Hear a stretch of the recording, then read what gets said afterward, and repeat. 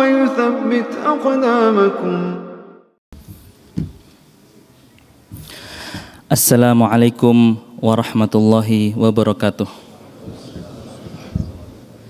Innal hamdalillah nahmaduhu wa nasta'inuhu wa nastaghfiruh wa na'udzu billahi min syururi anfusina wa min sayyiati a'malina. May yahdihillahu fala mudhillalah wa may yudlil fala hadiyalah. Asyhadu an la ilaha illallah wahdahu la syarikalah wa asyhadu anna Muhammadan abduhu wa rasuluh salawatullahi wa salamuhu alaihi wa ala alihi wa sahabatihi wa ala man ittaba'ahum bi ihsanin ila yaumil liqa'ih. Amma ba'd, fa inna asdaqal hadithi kitabullah wa khairal hadi hadi Muhammadin sallallahu alaihi wasallam wa syarrul umuri muhdatsatuha fa inna kulla muhdatsatin fid dini bid'ah wa kulla bid'atin dhalalah wa kulla dhalalatin finnar. Ma'asyiral muslimin rahimani Allah wa iyyakum jami'an. Marilah kita tingkatkan ketakwaan kita kepada Allah Subhanahu wa taala untuk menjadi bekal kita menghadapi kehidupan setelah kematian kelak. Allah Subhanahu wa taala berfirman, "Ya ayyuhalladzina amanu taqullaha haqqa tuqatih wala tamutunna illa wa antum muslimun." Wahai sekalian orang-orang yang beriman, bertakwalah kalian kepada Allah Subhanahu wa taala dengan sebenar-benar takwa, dan janganlah kalian meninggal kecuali dalam kondisi sebagai seorang muslim. Dalam ayat yang lain Allah Subhanahu wa taala berfirman, "Ya ayyuhalladzina amanu taqullaha wal tanzur nafsum ma qaddamat lighad wattaqullah innallaha khabirum bima ta'malun." Wahai orang-orang yang beriman, bertakwalah kalian kepada Allah Subhanahu wa taala, dan hendaknya setiap kalian, setiap jiwa itu melihat, mempersiapkan bekal untuk menghadapi hari esok, hari kiamat kelak, hari setelah ia meninggal, dan bertakwalah kalian kepada Allah. Sesungguhnya Allah Maha mengetahui terhadap setiap detail perbuatan yang kalian lakukan. Ma'asyiral muslimin rahimani Allah wa iyyakum jami'an.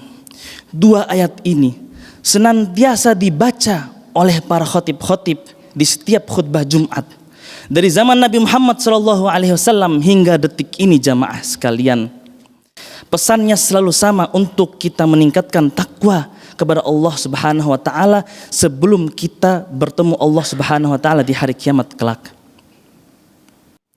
Yang mana di hari kiamat kelak, ketika kita dikumpulkan di padang mahsyar, dahsyatnya bukan main. Sampai-sampai ketika itu seluruh manusia telanjang, tapi tidak ada satupun yang mempedulikan sesamanya. Setiap orang memikirkan nasib dirinya, apakah ia akan masuk ke surga atau ia akan masuk ke dalam neraka. Jamaah sekalian, berkenaan dengan padang mahsyar ini ada 7 golongan, yang mana 7 golongan ini Allah Subhanahu wa taala jamin mereka mendapatkan naungan arsy Allah Subhanahu wa taala, yang mana pada hari itu tidak ada naungan kecuali naungan dari Allah Subhanahu wa taala. Rasulullah sallallahu alaihi wasallam bersabda, "Sab'atun yudhilluhumullahu fi dhillihi yauma la dhilla illa dhilluh." Ada 7 golongan yang mana Allah Subhanahu wa taala akan menaungi mereka pada hari yang mana tidak ada naungan kecuali naungan dari Allah Subhanahu wa taala.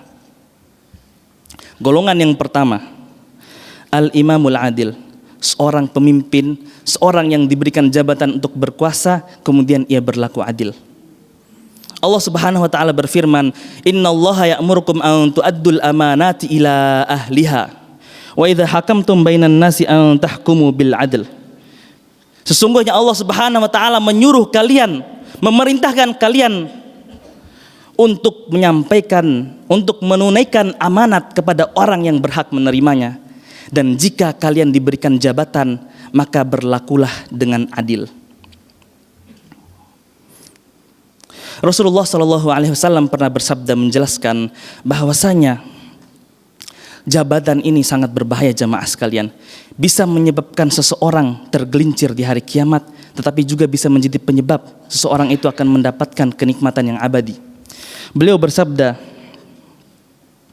wa innaha amanah, sesungguhnya jabatan kekuasaan ini hanyalah sementara, hanyalah amanah yang Allah Subhanahu wa taala berikan. Wa innaha yaumal qiyamati khizyun wa nadamah, dan sesungguhnya jabatan kekuasaan ini, kata Rasulullah sallallahu alaihi wasallam, sebab khizyun, sebab kehinaan atau kenistaan, dan juga nadamah, penyesalan pada hari kiamat kelak. Illa man akhadhaha bihaqqiha wa adda alladhi alaihi fiha, kecuali orang yang bisa memimpin dengan adil. Kemudian yang kedua, wasyabun nasya'a bi'ibadatillah, seorang pemuda yang tumbuh dalam ketaatan kepada Allah Subhanahu wa taala. Poin yang kedua ini jamaah khusus untuk para pemuda. Mengapa? Karena secara mental anak muda itu masih labil, dan juga secara fisik mereka itu masihlah kuat, masih segar. Sampai-sampai para pemuda itu berpikir seolah-olah ia bisa hidup hingga 1000 tahun, saking sehat, saking segarnya dirinya. Tidak sama dengan orang tua jamaah sekalian. Orang-orang yang sudah tua rata-rata ia akan berpikir hidupnya paling sisa 20 tahun, 10 tahun, bahkan kurang dari itu. Dan juga secara emosi, orang yang sudah tua itu lebihlah stabil. Maka ini ujian bagi anak-anak yang masih muda. Apakah kita bisa untuk istiqomah dalam ketaatan kepada Allah Subhanahu wa taala hingga kita nanti tua? Kemudian poin yang ketiga, warajulun qalbuhu mu'allaqun fil masajid, seseorang yang tua maupun muda yang mana hatinya terpaut dengan masjid Allah Subhanahu wa taala. Maksudnya ada dua. Yang pertama adalah orang yang selalu mengingat beribadah kepada Allah Subhanahu wa taala. Ketika ia bekerja, kemudian masuk waktu sholat, ia meninggalkan pekerjaannya. Ini maksud pertama, hati yang terpaut dengan masjid Allah Subhanahu wa taala. Dan maksud yang kedua adalah ia sangat rajin untuk mendatangi majelis-majelis ilmu yang diadakan di masjid-masjid Allah Subhanahu wa taala. Rasulullah sallallahu alaihi wasallam bersabda, "Man roha ilal masjidi la yuridu illa liyata'allama khaira aw yu'allimahu falahu ajru hajin tamil hijjah." Tidaklah seseorang beranjak menuju masjid Allah Subhanahu wa taala, ia tidak ingin kecuali ingin belajar ilmu agama atau ingin mengajarkannya, kecuali ia akan mendapatkan pahala seolah-olah dia telah melakukan haji yang sempurna. Kemudian poin yang nomor 4, warajulani tahabba fillah ijtama'a alaihi waftaraqa alaihi, dua orang yang saling berteman, saling menyayangi, saling bersahabat karena Allah Subhanahu wa taala. Mereka bertemu karena Allah Subhanahu wa taala dan juga berpisah karena Allah Subhanahu wa taala. Kita melihat fenomena di zaman sekarang, jamaah sekalian. Bagaimana seseorang yang kaya raya, memiliki harta yang banyak, teman-temannya pun banyak. Ketika Allah uji dia, diberikan kemiskinan, bangkrut, teman-temannya yang dulu dekat dengannya pergi.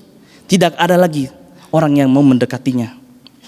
Begitu pula orang yang diberikan jabatan, berteman karena jabatan, jamaah sekalian, yang awalnya mendekat sekali, akan tetapi ketika di akhir masa jabatannya, teman-temannya berubah menjadi musuhnya, jamaah sekalian. Ini semua karena pertemanannya tidak dibangun atas dasar kecintaan kepada Allah Subhanahu wa taala. Kemudian poin yang kelima jamaah sekalian, warajulun da'athu imra'atun dzatu mansibin wa jamalin faqala inni akhafullah. Seorang laki-laki yang ia dipanggil oleh seorang wanita, diajak untuk melakukan perbuatan asusila. Perempuan ini memiliki jabatan sehingga jika ia menolak, ia melawan, ia akan dapat persekusi. Dan juga dzatu jamal, perempuan ini memiliki kecantikan paras yang indah sehingga akan merongrong syahwat seorang pria. Akan tapi karena dia ingat kepada Allah Subhanahu wa taala, dia berkata, "Inni akhafullah." Saya takut kepada Allah Subhanahu wa taala. Ia meninggalkan maksiat tersebut. Hal ini serupa dengan yang terjadi pada Nabiullah Yusuf alaihi salatu wassalam. Bagaimana beliau diajak untuk melakukan perbuatan asusila oleh wanita yang cantik dan juga memiliki jabatan di pemerintahan. Akan tetapi beliau menolak dan akhirnya beliau pun berujung mendapatkan persekusi dari penguasa di zaman itu, yaitu di penjara. Kemudian poin yang selanjutnya, poin yang keenam, wa rajulun tasaddaqa bi shadaqatin fa akhfaha hatta la ta'lama shimaluhu ma tunfiqu yaminuh. Seseorang yang bersedekah, kemudian ia menyembunyikan sedekahnya sampai-sampai tangan kirinya tidak mengetahui apa yang telah dikeluarkan oleh tangan kanannya. Jamaah sekalian, ini bukan berarti sedekah secara terang-terangan itu buruk. Tidak. Semuanya memiliki keutamaan masing-masing dan juga ada fitnahnya masing-masing. Allah Subhanahu wa taala berfirman, "In tubudus shadaqati fa ni'mahi wa in tukhfuha wa tu'tuhal fuqara fa huwa khairul lakum." Jika kalian bersedekah secara terang-terangan, maka itu baik. Dan jika kalian sedekah sembunyi-sembunyi, sama itu juga baik. Berkenaan dengan sedekah terang-terangan jamaah sekalian, suatu hari di zaman Rasulullah Shallallahu Alaihi Wasallam pernah ada sekelompok orang Arab Badui datang kepada Rasulullah Shallallahu Alaihi Wasallam. Mereka itu sangatlah miskin. Nabi Shallallahu Alaihi Wasallam sangat kasihan sehingga beliau pun menghimbau para sahabatnya untuk bersedekah.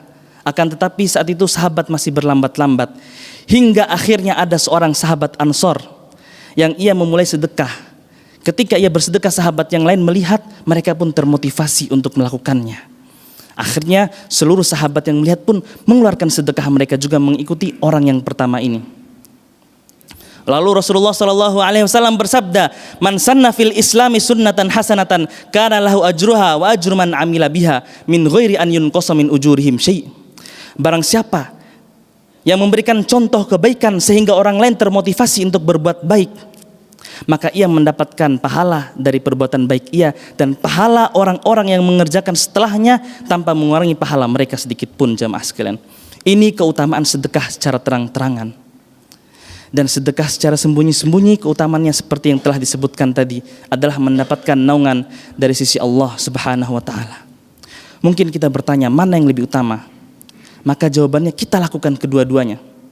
Karena sedekah secara terang-terangan jamaah sekalian, itu juga bisa menyelamatkan kita dari fitnah gosip manusia. Dia uangnya banyak tetapi dia tidak ingin mengeluarkan sedekah. Pelit. Orang yang bersedekah sembunyi-sembunyi, manusia tidak tahu sehingga akan digosip. Di sini kita bersedekah terang-terangan untuk menghindari fitnah. Begitu pula sebaliknya, sedekah sembunyi-sembunyi untuk menghindari fitnah riya, untuk menghindari sedekah yang mana dengan sedekah itu kita tidak mendapatkan pahala karena kita mengharapkan simpatik dan empatik dari manusia. Maka kita lakukan kedua-duanya insyaallah. Barakallahu li wa lakum fil Qur'anil azim wa nafa'ani wa iyyakum bima fihi minal ayati wadh-dhikril hakim wa taqabbala minni wa minkum tilawatahu innahu huwas samiul alim.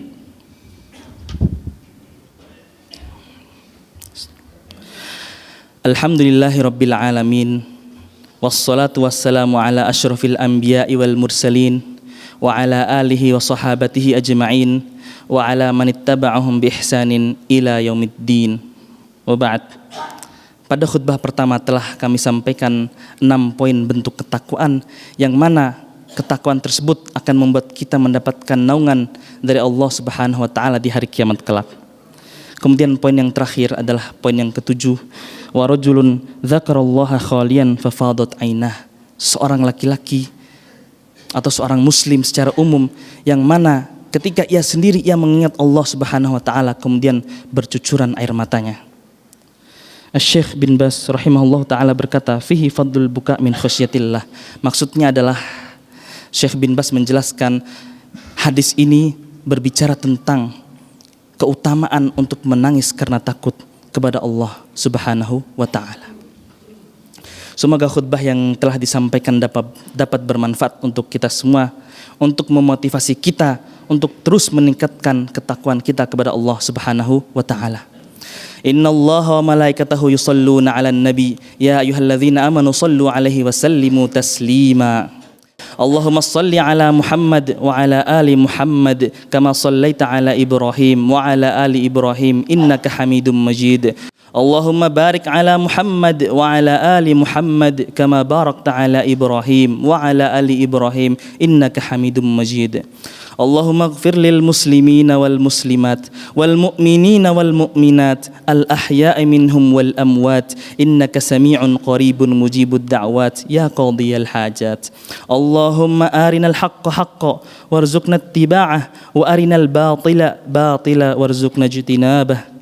Allahumma waffiq wulata umurina waffiqhum lima fihi maslahal islami wal muslimin waffiqhum lima tuhibbuhu wa tardah. Rabbana atina fid dunya hasanah wa fil akhirati hasanah wa qina adzaban nar. Ibadallah, innallaha ya'murukum bil adli wal ihsan wa ita'i dzil qurba wa yanha 'anil fahsya'i wal munkari wal baghi ya'idzukum la'allakum tadhakkarun. Wadhkurullahal azim yadhkurkum washkuru ala ni'amihi yazidkum wa la dzikrullahi akbar. Wa aqimus shalah. إن تنصروا الله ينصركم ويثبت أقدامكم